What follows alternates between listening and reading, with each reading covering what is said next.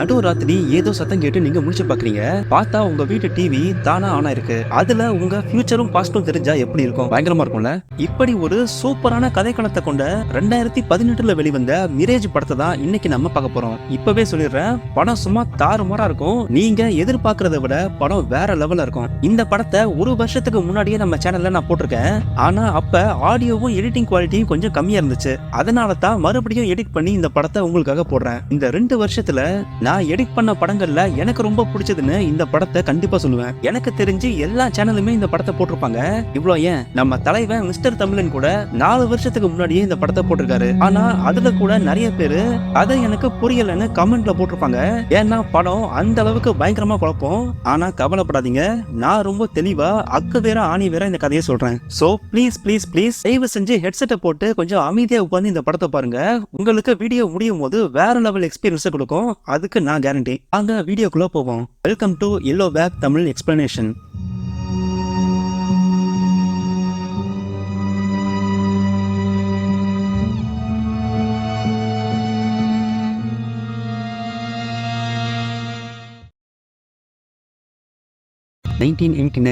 ஜெர்மனியில் இருக்கிற வேல்பெனடா ஊரை தான் இப்போ நம்ம பார்க்குறோம். அந்த ஊரில் இப்போ பயங்கரமான புயல் வருது. அந்த புயலோட விளைவு ரொம்ப மோசமாக இருக்கும்னு நியூஸில் சொல்லிட்டு இருக்காங்க. இந்த புயல் வழக்கமான புயல் மாதிரி இல்லை, இது ஒரு எலக்ட்ரானிக் ஸ்டார்ம். இந்த புயல்னால வீட்டில் இருக்கிற மின்சார சாதனங்கள் பாதிக்க வாய்ப்பு இருக்கு. குறிப்பாக ராத்திரி புயல் ரொம்ப அதிகமாக இருக்கும். அதனால இன்னும் 72 மணி நேரத்துக்கு ரொம்ப ஜாக்கிரதையா இருங்கன்னு நியூஸ்ல சொல்றாங்க. இன்னைக்கு தான் ஜெர்மனியோட வரலாறுல முக்கியமான பெர்லின் சுவர் இடிக்கப்படுது. அதை பத்தின நியூஸ் டிவில ஓடிட்டு இருக்கு. அந்த நியூஸை மாத்தி வீடியோவை ரெக்கார்ட் பண்ண ஆரம்பிக்கிறான் ஒரு சின்ன பையன். அந்த பையன் பேரு தான் நிக்கோல். அவன் பாட்டு பாடுற வீடியோவை ரெக்கார்ட் பண்ணிக்கிட்டு இருக்கான். அப்ப நிக்கோலஸோட அம்மா நான் நைட் ஷிஃப்ட்டுக்கு வேலைக்கு போறேன்னு பையன் கிட்ட சொல்லிட்டு கிளம்புறாங்க. அம்மா போன அப்புறமா மறுபடியும் பாட ஆரம்பிக்கிறான். அப்ப அவன் பக்கத்து வீட்டுல இருந்த ஒரு சத்தம் கேக்குது. எட்டி பார்த்தா பக்கத்து வீட்டுக்காரங்க சண்டை போற மாதிரி தெரியுது. அதனால அங்க என்ன நடக்குதுன்னு பார்க்க நிக்கோலஸ் கீழே இறங்கி போறான். பக்கத்து வீட்டுக்குள்ள போறான். அந்த வீடே ரொம்ப அமைதியா இருக்கு. உள்ள யாராச்சும் இருக்காங்களான்னு பார்க்க போறான். அப்ப அந்த வீட்டு பெண்மணி தரையில இறந்து கிடக்குறாங்க. அதை பார்த்ததுமே நிக்கோலஸ் பயந்து போறான். கொஞ்ச நேரத்துல அவங்களோட கணவன் பிரீட்டோ வரான். அவன் கையில ரத்த கரையோட கத்தி இருக்கு. பிரீட்டோவை பார்த்ததுமே நிக்கோலஸ் பயந்து ஓடுறான். அப்ப பிரீட்டோ ஓடாத நின்னு நிக்கோலஸை துரத்திட்டு வரான். பயந்து போன நிக்கோலஸ் ரோட கிராஸ் பண்ணும்போது ஒரு கார் வந்து மோதிடுது. அதுல நிக்கோலஸ் காயம் உடைஞ்சு இறந்து போறான். அந்த விபத்தை பார்த்து ஊர் மக்கள் எல்லாரும் ஓடி வராங்க. அப்ப பிரீட்டோ கத்தியோட நிக்கிறதையும் பாக்குறாங்க. 25 வருஷம் கடந்து போகுது. இப்போ நிக்கோலஸ் இருந்த அதே வீட்டுல வேற ஒரு குடும்பம் புதுசா குடி வராங்க. அந்த குடும்பத்துல மொத்தம் 3 பேரு.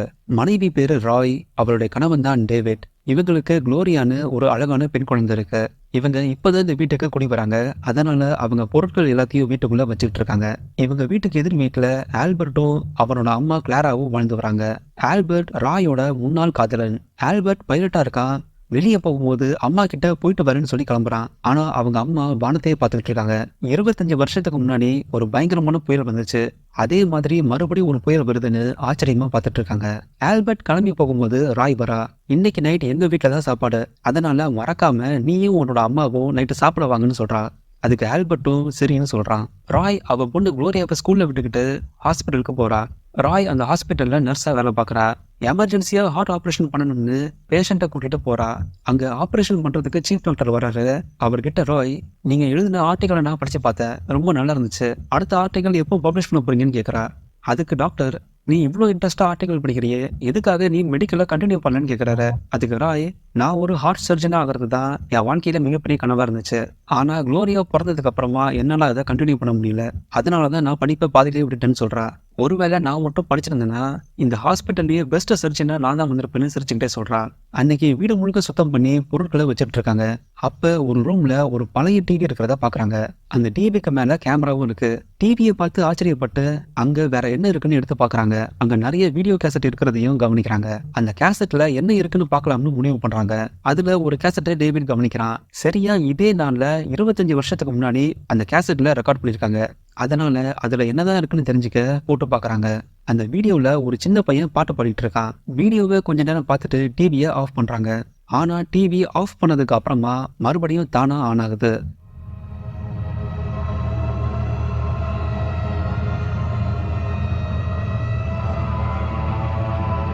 அதுல பெர்லின் சுவர் இடிக்கப்பட்டதை பத்தி நியூஸ் ஓடிட்டு இருக்கு.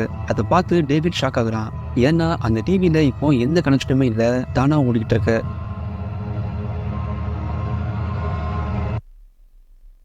அன்னைக்கு நைட் ஆல்பர்ட்டும் அவன் அம்மா கிளாராவும் ராய் வீட்டுக்கு சாப்பிட வராங்க.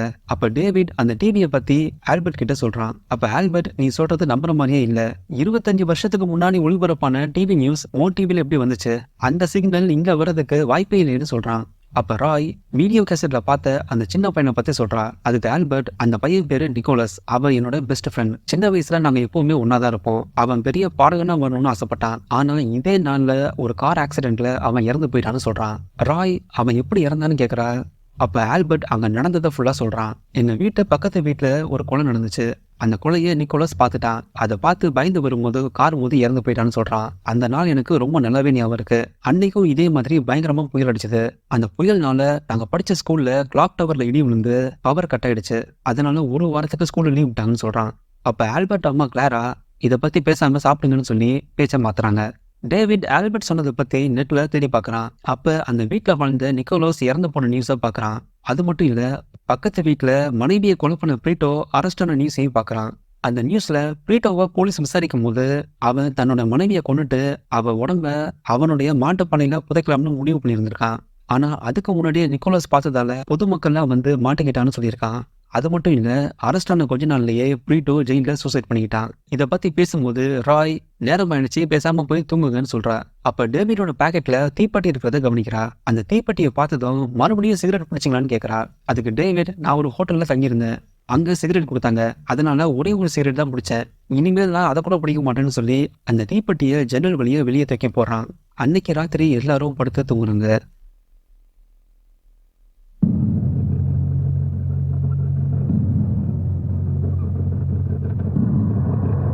எல்லாரும் தூங்கிட்டு இருக்கும் போது அந்த டிவி மறுபடியும் தானாவே ஆன் ஆகுது. ஏதோ சத்தம் கேட்குதுன்னு பார்க்க ராய் எழுந்து வரா. அப்ப அங்க டிவி ஓடுறத பாக்குறா. அந்த டிவியை ஆஃப் பண்ணலாம்னு கிட்ட வரா. அப்ப இதே நேரத்துல 25 வருஷத்துக்கு முன்னாடி நிக்கோலஸ் அந்த வீடியோ கேமராவை ஆன் பண்றான். நிக்கோலஸ் அந்த கேமராவை ஆன் பண்ண உடனே அவருடைய உருவம் இங்க ராய்க்கு தெரியுது. அங்க என்ன நடக்குதுன்னு புரியாம ராய் தகச்சு போய் நிக்கிறா. டிவிக்கு மேல இருக்கிற வீடியோ கேமராவை ராய் ஆன் பண்ணி பாக்குறா. கேமராவை ஆன் பண்ணதுமே ராயோட உருவம் நிக்கோலஸ்க்கு தெரிய ஆரம்பிக்குது. அதாவது நிக்கோலஸ் ரெக்கார்ட் பண்ற வீடியோ கேமராவோட சிக்னல் ராய்க்கு வருது, ராய் ரெக்கார்ட் பண்ற சிக்னல் நிக்கோலஸ்க்கு போகுது. நிக்கோலஸ் டிவியை பார்த்து ஷாக் ஆகி நீங்க யாருன்னு கேட்கறான். உடனே ராய் பயந்து போய் டிவியை ஆஃப் பண்ணிடுறா. மறுபடியும் டிவியை ஆன் பண்ணி என்ன நடக்குதுன்னு புரிஞ்சுக்க முயற்சி பண்றா. அப்ப நிக்கோலஸ், நான் பேசுறது உங்களுக்கு கேட்குதான்னு கேட்கறான். ராய் எதுக்கு, எனக்கு நல்லாவே கேட்குதுன்னு சொல்றா. அப்ப நிக்கோலஸ், நீங்க யாரு, எங்க இருக்கீங்கன்னு கேட்கறான். அதுக்கு ராய், நான் இப்போ நீ இருக்கிற அதே வீட்டுல தான் இருக்கேன், 25 வருஷம் கடந்து இருக்கேன்னு சொல்றா. அதை கேட்டு நிக்கோலஸ் ஒன்றும் புரியாம நீங்க போய் சொல்றீங்கன்னு சொல்றான். அப்ப ராய் அவ கிட்ட இருக்கிற வீடியோ கேசட்டை காமிக்கிறா. அதே பாக்ஸ் தான் நிக்கோலஸும் வச்சிருக்கான். என்னோட பாக்ஸை நீங்க எப்படி வச்சிருக்கீங்க, நீங்க ஏதோ ட்ரிக் பண்றீங்கன்னு சொல்றான். அப்ப நிக்கோலஸ் ராய்க்கு பின்னாடி ஒரு போர்டை பாக்குறான். அந்த போர்டு வேல்பின்னடா ரயில்வே ஸ்டேஷன்ல உண்டு, அது எப்படி உங்க வீட்டுல இருக்குன்னு கேட்கறான். அதுக்கு ராய், அந்த போர்டை நாங்க திருடிட்டோம், நானும் ஆல்பர்ட்டும் முதல்ல அந்த ஸ்டேஷன்ல தான் பார்த்தோம், அதனால அந்த ஞாபகார்த்தமா இந்த போர்டை திருடி வந்துட்டோம்னு சொல்ற. அப்ப நிக்கோலஸ், உங்களுக்கு ஆல்பர்ட்டா தெரியுமான்னு கேட்கறான். அதுக்கு ராய், ஆல்பர்ட் இப்போ எங்க வீட்டுக்கிட்ட தான் இருக்கான், நாங்க 2 பேரும் முன்னாடி காதலிச்சோம், ஆனா அதுக்கப்புறமா பிரிஞ்சு நான் டேவிட கல்யாணம் பண்ணிக்கிட்டேன். நேத்து கூட ஆல்பர்ட் இந்த வீட்டுக்கு வந்தான், அவன் உன்னை பத்தின கதையை என்கிட்ட சொன்னான். உன் பேரு நிக்கோலஸ் தானேன்னு கேட்கறா. இதை கேட்டதும் நிக்கோலஸ் ஷாக் ஆகுறான். என் பேரு உங்களுக்கு எப்படி தெரியும்னு கேட்கறான். அதுக்கு ராய், உன்னோட பேரு மட்டும் இல்ல, அடுத்து என்ன நடக்க போகுதுன்னு எனக்கு தெரியும்னு சொல்றான். அவ பேசிட்டு இருக்கும் போது பக்கத்து வீட்டுல ஒரு சத்தம் கேட்குது. நிக்கோலஸ் உடனே அங்க என்ன நடக்குதுன்னு பார்க்க எந்திரிச்சு போறான். அப்ப ராய் நிக்கோலஸ் தடுத்து நிறுத்துறா. தயவு செஞ்சு நான் சொல்றது கேளு, இன்னும் கொஞ்ச நேரத்துக்கு நீ எங்கேயுமே போகாதுன்னு சொல்றா. அதுக்கு நிக்கோலஸ், பக்கத்துல ஏதோ சத்தம் கேட்குது, நான் என்னன்னு போய் பார்க்க போறேன்னு சொல்றா. உடனே ராய் பதறி போய், தயவு செஞ்சு போகாத, இப்ப நீ அங்க போனா செத்து போயிடுவேன்னு சொல்றா. இதை கேட்ட நிக்கோலஸ், நீங்க சொல்றத நான் நம்ப மாட்டேன்னு சொல்றான். அதுக்கு ராய் அவ போன்ல நிக்கோலஸ் இறந்து போன நியூஸை காமிக்கிறா. இப்ப நீ வெளியே போனா ஒரு ஆக்சிடென்ட்ல இறந்து போவ, 25 வருஷத்துக்கு முன்னாடி இதே நாள்ல நீ இறந்து போன, அந்த நியூஸ் தான் இது, அதனால எங்கேயும் போகாம வீட்டிலேயே இருந்து அழுதுகிட்டே சொல்றா. ஆனா நிக்கோலஸ் அவ சொல்றத நம்பல. அப்ப ராய், தயவு செஞ்சு என்ன நம்பு, வீட்டை விட்டு வெளியே போயிடாத, நீ நம்புறதுக்கு நான் ஒன்று சொல்றேன், நாளைக்கு நீ உங்க ஸ்கூலுக்கு போய் பாரு, அங்க கிளாக் டவர்ல இடி விழுந்திருக்கும், உங்க ஸ்கூல் மொத்தமும் பவர் கட் ஆகி இன்னும் விடுவாங்க, நாளைக்கு நீ ஸ்கூலுக்கு போய் பார்க்கும்போது இது கண்டிப்பா நடந்திருக்கும், அப்ப நான் சொன்னதை உண்மைன்னு நீ நம்புவ, அதனால தயவு செஞ்சு இப்போ போகாதுன்னு சொல்றா. ஆனா நிக்கோலஸ் அவ பேச்ச கேட்காம பக்கத்து வீட்டுக்கு ஓடி போறான். ராய் டிவியை பார்த்து, நிக்கோலஸ் நீ மறுபடியும் வீட்டுக்கு வான்னு சொல்லி கதறி அழுகுறா. கொஞ்ச நேரத்திலேயே அந்த டிவியோட கனெக்ஷன் கட் ஆகுது. நிக்கோலஸ் வீட்டுக்கு வெளியே ஓடி வரான். அப்ப நிக்கோலஸை இடிச்ச கார் அவனை கிராஸ் பண்ணி போகுது. அடுத்த நாள் ராய் கண் முழிச்சு பாக்குறா. பார்த்தா அவ ஒரு ஹாஸ்பிட்டல்ல இருக்கா. ஹாஸ்பிட்டலுக்கு நாம எப்படி வந்தோம்னு தெரியாம வெளியே வந்து பாக்குறா. அவளை பார்த்ததுமே எல்லாரும், ஏன் இவ்வளோ லேட்டா வரீங்க, ஆப்ரேஷனுக்கு டைம் ஆச்சு, சீக்கிரமா ரெடி ஆகி ஆப்ரேஷன் பண்ணுங்கன்னு சொல்றாங்க. அதுக்கு ராய், இவருக்கு நேத்தே ஆப்ரேஷன் பண்ணியாச்சு, இவரை சீஃப் டாக்டர் தானே ஆப்ரேஷன் பண்ணுதுன்னு கேட்கறா. அதுக்கு அவங்க, நீங்க தான் சீஃப் டாக்டர், நீங்க தான் ஆப்ரேஷன் பண்ணணும்னு சொல்றாங்க. அப்ப ராயோட ஃப்ரெண்ட் மோனிகா அங்க வரா. டாக்டர் சீக்கிரமா ரெடி ஆகுங்கன்னு சொல்றா. இதை கேட்ட ஷாக் ஆகி, எதுக்காக என்ன டாக்டர்னு கூப்பிட்டேன்னு கேட்குறா. அதுக்கு மோனிகா, நீங்க தானே இங்க சீஃப் டாக்டர்னு சொல்றா. இதை கேட்டு குழம்பி போய், நான் டாக்டர் கிடையாது, என்னால இந்த ஆப்ரேஷனா பண்ண முடியாதுன்னு ஹாஸ்பிட்டல்ல இருந்து கிளம்பி போறா. நேரா ஸ்கூலுக்கு போய் குளோரியாவை கூப்பிட போறா. ஆனா அங்க கிளாஸ் ரூம்ல குளோரியா இல்ல. கூட படிக்கிற பொண்ணு கிட்ட குளோரியா எங்கன்னு கேட்கறா. அதுக்கு அந்த பொண்ணு, எனக்கு குளோரியான்னு யாரையுமே தெரியாதுன்னு சொல்றா. உடனே கிளாஸ் டீச்சர் கிட்ட, குளோரியாவை காணும், அவ எங்க இருக்கான்னு கேட்கறா. அதுக்கு டீச்சர், இங்க குளோரியான்னு யாரும் படிக்கல, ஆமா நீங்க யாரு, இங்க என்ன பண்றீங்கன்னு கேட்கறாங்க. அதுக்கு ராய், நான் தான் குளோரியாவோட அம்மா, என் பொண்ணு இங்க தான் படிக்கிறா, ஆனா இப்போ காணும், அவ எங்க இருக்கான்னு கேட்கறா. அதுக்கு டீச்சர், இல்ல நீங்க தப்பா சொல்றீங்க, இந்த கிளாஸ்ல குளோரியான்னு யாருமே படிக்கலன்னு சொல்றாங்க. அவ பொண்ணு குளோரியா காணாம போயிட்டான்னு பயந்து போறா. நேரா அவ கணவன் டேவிட பார்க்க ஆபீஸ்க்கு போறா. நேத்து நைட் என்ன ஆச்சு, நான் எப்படி ஹாஸ்பிட்டலுக்கு போனேன், குளோரியாவை கூட காணும்னு சொல்றா. அதுக்கு டேவிட், நீங்க என்ன சொல்ல வரீங்கன்னு புரியல, நீங்க யாருன்னு கேட்கறான். அப்போ ராய் அழுதுகிட்டு, டேவிட் இதை விளையாடுறதுக்கு நேரம் இல்லை, குளோரியாவை காணும்னு சொல்றா. குளோரியா யாருன்னு கேட்கறான். அதுக்கு ராய், குளோரியா நம்மளுடைய பொண்ணு, நான் உன்னோட மனைவின்னு சொல்றா. அதுக்கு டேவிட், நீங்க யாருன்னு எனக்கு தெரியல, தேவையில்லாம பிரச்சனை பண்ணாதீங்க, ஒழுங்கா இந்த இடத்த விட்டு போங்கன்னு சொல்றான். இதை கேட்டதும் ராய் கதறி அழுவுறா. எதுக்காக இப்படி சொல்றீங்க, நம்ம பொண்ணை காணும், சீக்கிரமா வந்து கண்டுபிடிங்கன்னு கதறி அழுவுறா. ஆனா அவ சொல்றதை கேட்காம ராய ஆபீஸ்ல இருந்து வெளியே அனுப்புறாங்க. மறுநாள் இதே நாள்ல இப்போ நிக்கோலஸ் ஸ்கூலுக்கு போறான். ஸ்கூல்ல ராய் சொன்ன மாதிரியே கிளாக் டவர்ல இடி விழுந்திருக்கு. அங்க டீச்சர், ஸ்கூல்ல பவர் கட் ஆயிடுச்சு, அதனால எல்லாருக்கும் லீவுன்னு சொல்லி திரும்பி அனுப்புறாங்க. அப்போதான் நிக்கோலஸ்க்கு நேற்று நைட்டு டிவியில அந்த பொண்ணு சொன்னது எல்லாமே உண்மைன்னு புரிய வருது. நிக்கோலஸ் அம்மா ஆபீஸ்க்கு போனதுனால அவ ஃப்ரெண்ட் ஆல்பர்ட் வீட்டுக்கு போறான். அப்ப பக்கத்து வீட்டையே பார்த்துட்டு இருக்கான். வீட்டுல ஆள் நடமாட்டமே இல்லாம அமைதியா இருக்கு. நிக்கோலஸ் ஆல்பர்ட் கிட்ட, பிரீட்டோ எப்பவுமே காலையில வெளியே வருவாரு, ஆனா இன்னைக்கு அவங்க வீட்டுல யாருமே இல்ல, அமைதியா இருக்குன்னு சொல்லிட்டு இருக்கான். டிவியில அந்த பொண்ணு சொன்ன மாதிரியே பிரீட்டோ அவரோட மனைவியை கொண்டுட்டாரோன்னு சந்தேகப்படுறான். ராய் போலீஸ் கிட்ட கம்ப்ளைண்ட் பண்றா. ஏத்துல இருந்து எல்லாமே ரொம்ப வித்தியாசமா நடக்குது, என்னுடைய பொண்ணை காணும், அவளை எப்படியாச்சும் தேடி கண்டுபிடிச்சிட்டாங்கன்னு சொல்றா. என் கணவர் கூட என்ன தெரியாத மாதிரி நடந்துக்கிறாருன்னு சொல்றா. அப்ப போலீஸ், என்ன நடந்துச்சுன்னு என்கிட்ட தெளிவா சொல்லுங்க, ஒரு சின்ன விஷயம் கூட விடாம நான் கேட்கிற எல்லா கேள்விக்கும் பதில் சொல்லுங்கன்னு சொல்றாரு. கடைசியா உங்க மகளையும் கணவரையும் எப்ப பாத்தீங்கன்னு கேட்கறாரு. அதுக்கு ராய், நேற்று நைட் தூங்குறதுக்கு முன்னாடி தான் பார்த்தேன்னு சொல்றா. அதுக்கப்புறம் என்னாச்சுன்னு கேட்கறாரு. அதுக்கு ராய், நைட்டு எனக்கு ஒரு கனவு வந்துச்சு, அதுல எங்க வீட்டு டிவி ஆட்டோமேட்டிக்கா ஆன் ஆச்சு, அதுல 25 வருஷத்துக்கு முன்னாடி இருந்த நிக்கோலஸ்னு ஒரு பையனை பார்த்தேன், அது ஒரு வித்தியாசமான கனவா இருந்துச்சு.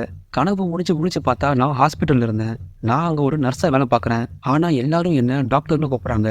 ஸ்கூலுக்கு போய் பார்த்தேன், அங்க குளோரியா இல்ல.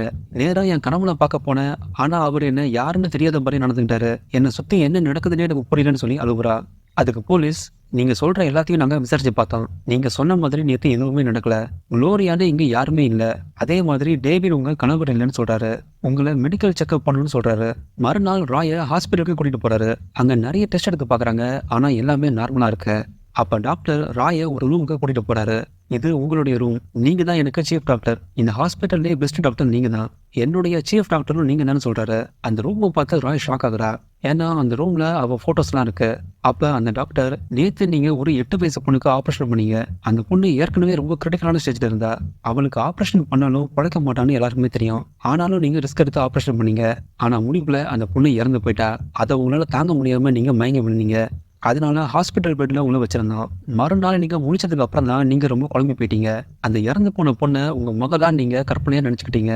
நீங்க சொல்றது எல்லாமே உங்க மூளைக்குள்ள உண்டான கற்பனைன்னு சொல்றாரு. இதை கேட்டு ராய்க்கு ஒண்ணுமே புரியல. பேசிக்கிட்டே ராயை தொட்டதும் அவனுக்கு அந்த ஹாஸ்பிட்டல்ல நடந்த சம்பவங்கள் எல்லாம் நினைவுக்கு வருது. அப்பதான் ராய்க்கு ஒரு விஷயம் புரிய வருது. நேத்து நம்ம டிவியை பார்த்தது கனவு இல்ல, உண்மைதான். இறந்து போக வேண்டிய நிக்கோலஸை நேத்து நம்ம காப்பாத்திட்டோம், அதன் விளைவா என்னோட வாழ்க்கையை மாறி போச்சு. இதை சரிப்படுத்த மறுபடியும் அந்த டிவி வேணும்னு வேகமாக கிளம்பி போறா. நிக்கோலஸ் டிவி முன்னாடியே உட்காந்துருக்கான். அம்மா கிட்ட டிவியில நடந்ததை சொல்றான், ஆனா அவங்க நிக்கோலஸை நம்பல. மறுபடியும் அந்த பொண்ணு எப்போ வருவான்னு பார்க்க டிவியே பார்த்துட்டு இருக்கான். அந்த புயல் மொத்தம் 72 மணி நேரத்துக்கு இருக்கும்னு சொல்லியிருக்காங்க, அதனால டைமை நோட் பண்ணிக்கிட்டு அந்த பொண்ணு எப்போ வரும்னு வெயிட் பண்ணிட்டு இருக்கான்.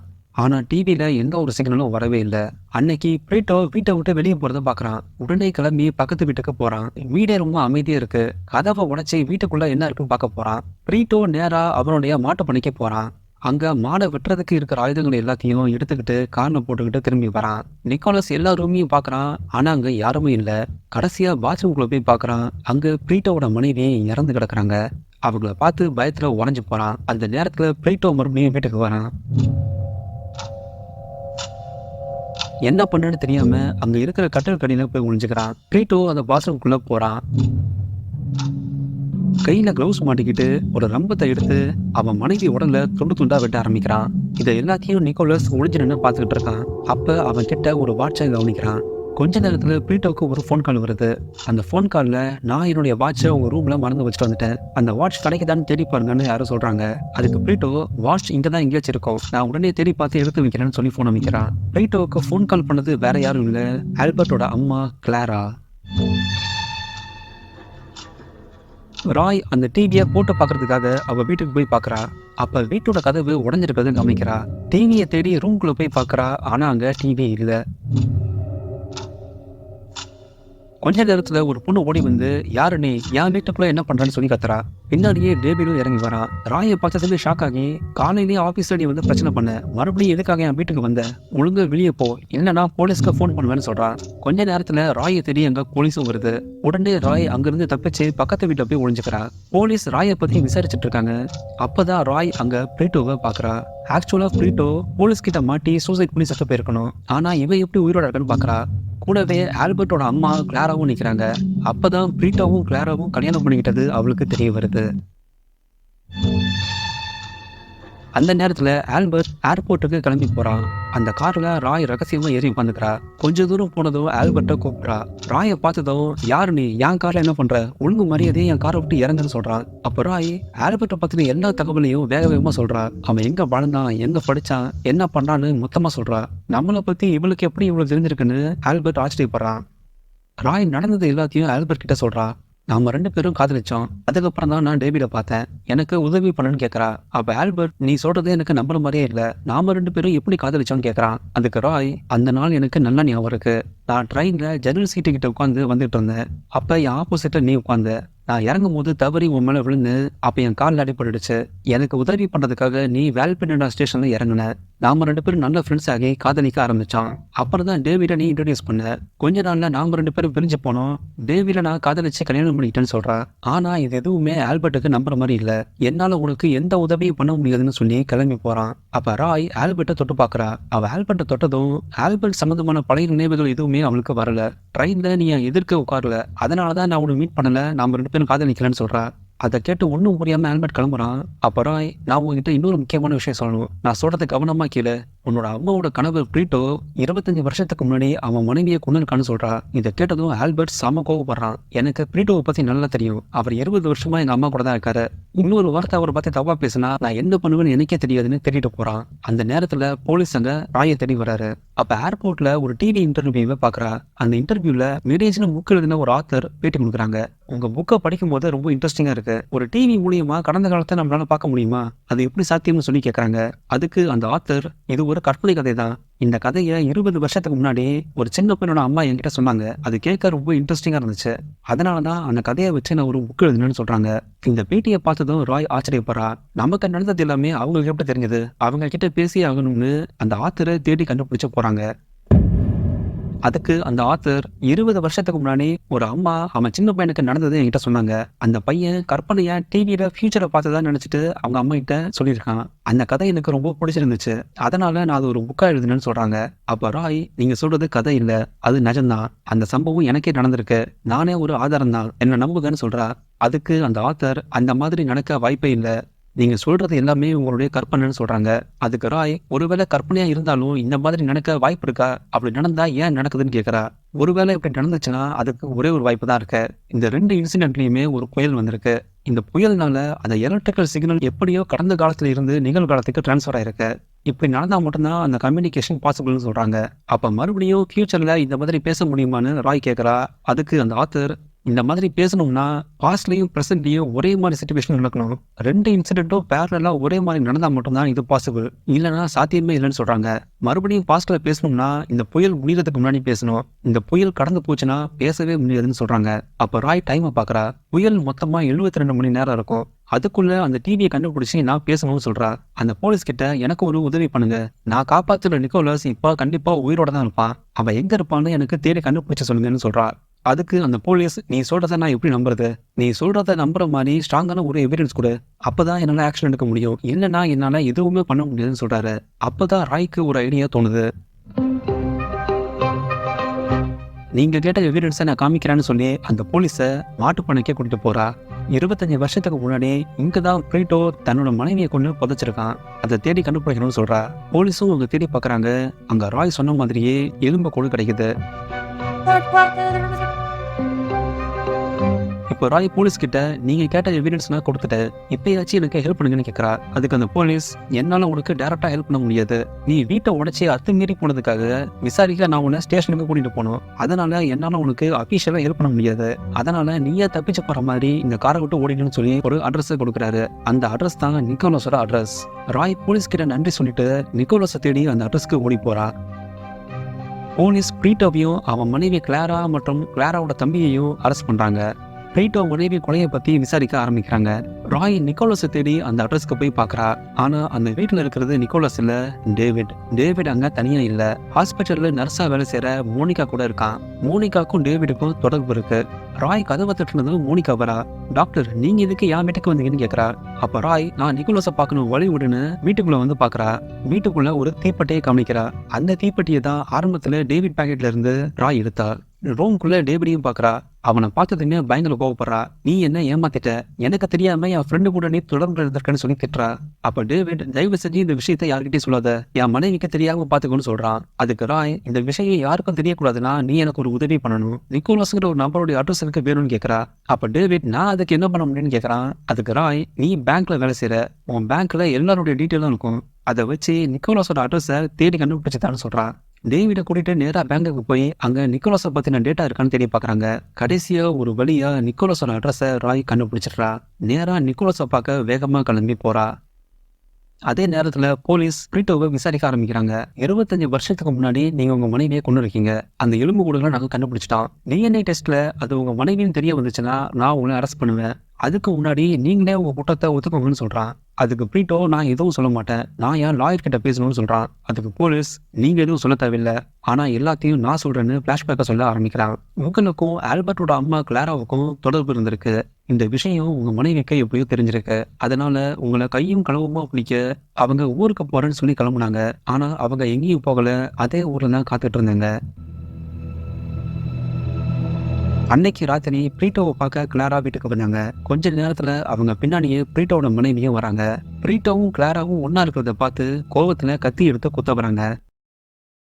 அப்ப பிரீட்டோ அவன் மனைவியை தடுத்து நிறுத்துறான். அங்க சின்ன கலவரமே நடக்குது. அப்ப எதிர்ச்சியா தள்ளி விடும் போது கிளாரா கையில இருக்கிற கத்தி பிரீட்டோவோட மனைவியை குத்திடுது. அப்படியே மாடியிலிருந்து கீழே விழுந்து இறந்து போனாங்க.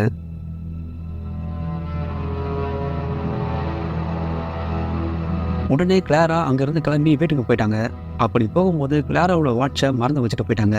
அந்த வாட்சை தான் நிக்கோலஸ் பார்த்தது. பிரீட்டோ அவன் மனைவியை துண்டு துண்டா வெட்டி மாட்டுப்பண்ணையில புதைச்சிட்டான். கிளாராவோட தம்பி ஏர்போர்ட்ல வேலை செய்யறதுனால அவனை வச்சு போலியா ஒரு பாஸ்போர்ட்டை உருவாக்கி பிரீட்டோவோட மனைவி வெளிநாட்டுக்கு போனதா போலியா எவிடன்ஸை உருவாக்கிட்டான். பிரீட்டோ தன்னோட மனைவியை கொன்னது யாருக்குமே தெரியாது, அந்த ஒரு பையனை தவிர. அந்த சின்ன பையன் நடந்த எல்லாத்தையும் போலீஸ் கிட்ட சொன்னான். கூடவே அதுக்கு முந்தின நாள் டிவியில பார்த்து அந்த பொண்ணை பத்தியும் சொன்னான். ஆனா இதை போலீஸ் நம்பல. நிக்கோலஸோட அம்மா கிட்ட நாங்க எல்லாத்தையும் விசாரிச்சு பார்த்தோம். பிரீட்டோவோட மனைவி அவரை பிரிஞ்சு வெளிநாட்டுக்கு போயிட்டாங்க. அவர்கிட்ட அந்த பாஸ்போர்ட் கூட இருக்கு. இந்த பையன் சொல்றது எதுவும் உண்மை இல்லை. அது மட்டும் இல்ல, தன்னுடைய தங்க வாட்சை காணும்னு ஒரு கம்ப்ளைண்ட் கொடுத்திருக்காரு. அந்த வாட்சை தான் உங்க பையன் திருடி இருக்கான்னு சொல்றாங்க. நேரா பிரீட்டோ கிட்ட அந்த பையனை கூட்டிட்டு போய் வாட்சை திருப்பி கொடுத்து மன்னிப்பு கேட்க சொல்றாங்க. அந்த பையன் சொன்ன உண்மையை யாருமே நம்பல. அந்த பையனுடைய கேஸ் கடைசியில தோத்து போச்சு. அவனால அவன் சொன்னதை உண்மைன்னு நிரூபிக்கவே முடியல. அதனால அந்த பையன் எப்பவுமே டிவி முன்னாடி உட்காந்துருந்தான். அந்த பொண்ணு மறுபடியும் எப்போ வரும்னு காத்துக்கிட்டு இருந்தான். இதை பார்த்து நிக்கோலஸோட அம்மா அவனை ஹாஸ்பிட்டலுக்கு கூட்டிட்டு போனாங்க. டெஸ்ட் எடுக்க பார்த்ததுல அவன் பொய் சொல்லல. அவனுக்கு ஏதோ மனக்கோளாறுன்னு ஹாஸ்பிட்டல்ல அட்மிட் பண்ணாங்க. பல நாட்கள்ல அந்த பையன் ஹாஸ்பிட்டல்ல இருந்தான்.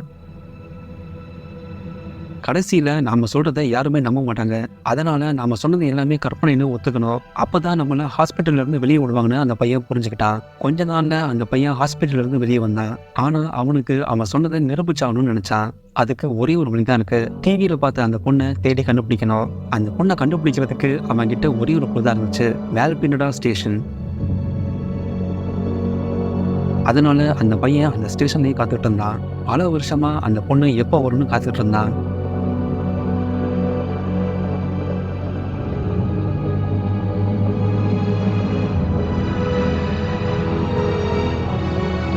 அப்படியே அவன் காத்துட்டு இருக்கும்போது ஒரு நாள் அவன் அந்த பொண்ணை பார்த்தான். அந்த பொண்ணை பார்த்ததுமே அவனுக்கு உலகமே நின்று போன மாதிரி இருந்துச்சு.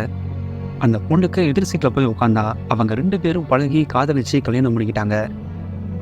இப்போ அந்த பையனுக்கு 25 வருஷம் கழிச்சு அவன் கொடுத்த கம்ப்ளைண்ட்டை வின் பண்ணுறதுக்கு ஒரு சான்ஸ் கிடச்சிருக்கு. அந்த பையன் வேற யாரும் இல்லை, நான் தான். உங்கள் வீட்டுக்கு எதிர் வீட்டில் இருந்த நிக்கோலஸ் நான் தான் சொல்கிறான். கிளாரா கிட்ட இருக்கிற வாட்சை கேட்குறான். அந்த வாட்சை தான் நிக்கோலஸ் சின்ன வயசுல பார்த்தது. இந்த வாட்சை அவங்க 2 பேரையும் அரெஸ்ட் பண்ணதுக்கான போதுமான எவிடன்ஸா இருந்துச்சு. பிளேட்டோவையும் கிளாரோவையும் அரெஸ்ட் பண்றாங்க. கூடவே போலியான பாஸ்போர்ட்டை உருவாக்குனதுக்காக கிளாரோட தம்பியையும் அரெஸ்ட் பண்றாங்க. இப்ப ராய் நிக்கோலஸை தேடி அவன் வீட்டுக்கு வரா. வீட்டுக்குள்ள நிக்கோலஸோட அம்மா இருக்காங்க.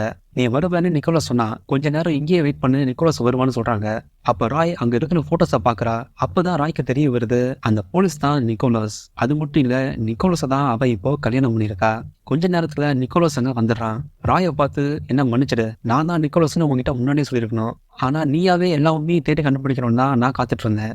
25 வருஷத்துக்கு முன்னாடி நான் உன்னை டிவியில பார்த்தேன். அன்னையிலிருந்து நான் உன்னை தேட ஆரம்பிச்சேன். கடைசியில உன்னை ஒரு நாள் பார்த்தேன். உன்னை காதலிக்கும் போதே எனக்கு தெரியும், என்னைக்காச்சும் ஒரு நாள் நீ என்ன மொத்தமா மறந்துடுவேன்னு. அந்த நாள் வரவே கூடாதுன்னு நான் பயந்துகிட்டு இருந்தேன். ஆனா அது இன்னைக்கு வந்துடுச்சு. நீயா உயிரை காப்பாத்துன்னு நான் உன் வாழ்க்கையில வந்தேன். அதனால உன்னோட வாழ்க்கையே நிறைய மாறிடுச்சு. நீ டேவிட கல்யாணம் பண்ணல, என்னதான் கல்யாணம் பண்ணிருக்க. ஆனா இப்போ நீ டேவிட் ஒரு ஏமாத்துக்காரன்னு தெரிஞ்சிருப்ப. இதுக்காக தான் நான் உன்னை டேவிட பார்க்க வச்சேன்னு சொல்றா. இதை எல்லாத்தையும் கேட்டு ராய் அழுதுகிட்டே இருக்கா. நிக்கோலஸை பார்த்து, நீ எதுக்காக என் வாழ்க்கையில வந்த? என் வாழ்க்கையில எனக்கு எதுவுமே முக்கியம் இல்லை. எனக்கு என் பொண்ணு குளோரியா தான் முக்கியம். அவளை எனக்கு எப்படியாவது திருப்பி கொடுன்னு கேட்கறா. அதுக்கு நிக்கோலஸ், அது யாராலையும் முடியாது. அந்த வாழ்க்கையே முடிஞ்சு போச்சு. நாம 2 பேரும் வாழ்றதான் நிஜம்னு சொல்றான். நான் உன்னை ரொம்ப காதலிக்கிறேன். நாம 2 பேரும் சேர்ந்து சந்தோஷமா வாழலாம்னு ராயை தொடுறான். அப்பதான் ராய்க்கு பழைய நினைவுகள் தெரியுது.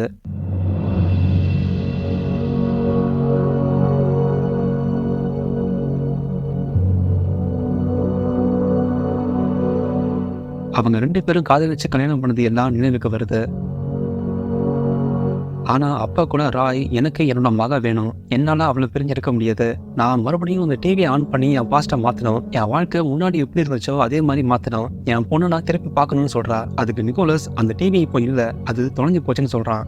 நான் டிவியை தேடி வீட்டுக்கு போகும்போது அந்த வீட்டோட கதவு ஏற்கனவே உடைக்கப்பட்டிருக்கு. எனக்கு நல்லா தெரியும், நீ தான் அந்த டிவியை எடுத்து வச்சிருக்க. தயவு செஞ்சு அந்த டிவி ஆன் பண்ணு. என் வாழ்க்கையில நீ வராத. நான் பழையபடி ட்ரெயின்ல ஆல்பர்ட்டை பார்க்கணும். அதுக்கப்புறமா பிரிஞ்சு நான் டேவிட கல்யாணம் பண்ணணும். எங்க 2 பேருக்கும் கல்யாணம் ஆகி குளோரியா பிறப்பா. இது எல்லாமே திரும்ப நடக்கணும்னு சொல்றா. அதுக்கு நிக்கோலஸ், மறுபடியும் நம்ம பாஸ்ட்டை மாத்தினாலும் இதே மாதிரி நடக்கும்னு சொல்ல முடியாது. அதுக்கு சான்சஸ் கம்மின்னு சொல்றான். அப்ப ராய் அந்த பில்டிங் மேல ஏறி நின்று, என் பொண்ணு பார்க்க நான் என்ன சான்ஸ் சொன்னாலும் எடுப்பேன். உன்னோட உயிரை நான் ஒரு முறை காப்பாத்தினேன். அந்த மாதிரி இப்ப நீ என்ன காப்பாத்து. என் பொண்ணை எனக்கு மறுபடியும் திருப்பி கொண்டு வான்னு சொல்லி மேல இருந்து கீழே குதிச்சிடறா.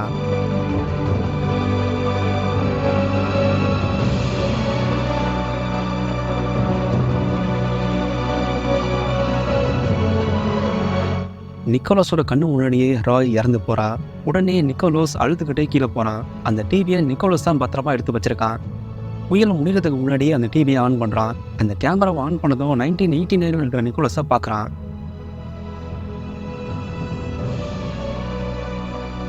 அந்த சின்ன பையன் டிவியை பார்த்து, இதுக்கு முன்னாடி ஒரு பொண்ணு தானே வந்துச்சு, இப்போ நீ வந்திருக்கியே, நீ யாருன்னு கேட்குறான். அப்போ நிக்கோலஸ், நான் சொல்றதை கவனமாக கேளு, இது ரொம்ப ரொம்ப முக்கியம். நான் வேற யாரும் இல்லை, நீ தான். 25 வருஷம் கழிச்சு நான் பேசுகிறேன். நான் சொல்றதை கவனமாக கேளு, அதே மாதிரி பண்ணுன்னு சொல்கிறான்.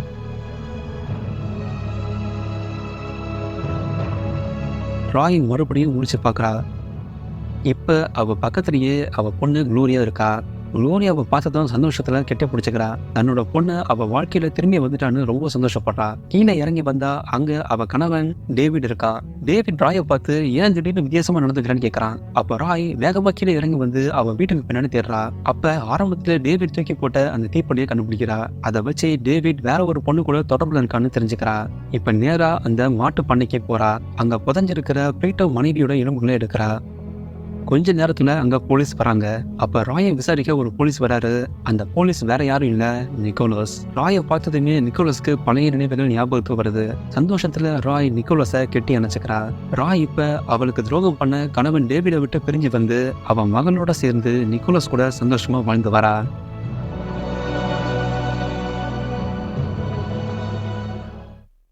என்ன மக்களே, படம் உங்களுக்கு பிடிச்சிருக்கா? முழுசா புரிஞ்சுதா? நான் எடிட் பண்ணி பார்க்கும்போது எனக்கு இந்த படம் ரொம்ப பிடிச்சிருந்துச்சு. உங்களுக்கும் பிடிச்சிருக்கும்னு நினைக்கிறேன். வீடியோ எப்படி இருந்துச்சுன்னு மறக்காம கமெண்ட்ல சொல்லுங்க. நம்ம சேனல்ல வீடியோஸுக்கு பொதுவா பெரிய ரெஸ்பான்ஸ் இருக்காது. அதனால நான் கூட வீடியோ போடுறத விட்டுலான்னு தான் பார்த்தேன். இதை பத்தி உங்க கருத்துக்களை மறக்காம சொல்லுங்க. தொடர்ந்து வீடியோ போடலாமா? அப்படியே போட்டா என்ன மாதிரி படங்கள் போடணும்? என்ன ஜானர் உங்களுக்கு பிடிக்கும்னு மறக்காம கமெண்ட்ல சொல்லுங்க. இந்த வீடியோ உங்களுக்கு பிடிச்சிருந்தா உலக சினிமாவை விரும்பி பார்க்குற உங்க நண்பர்களுக்கும் தவறாம ஷேர் பண்ணுங்க. நன்றி.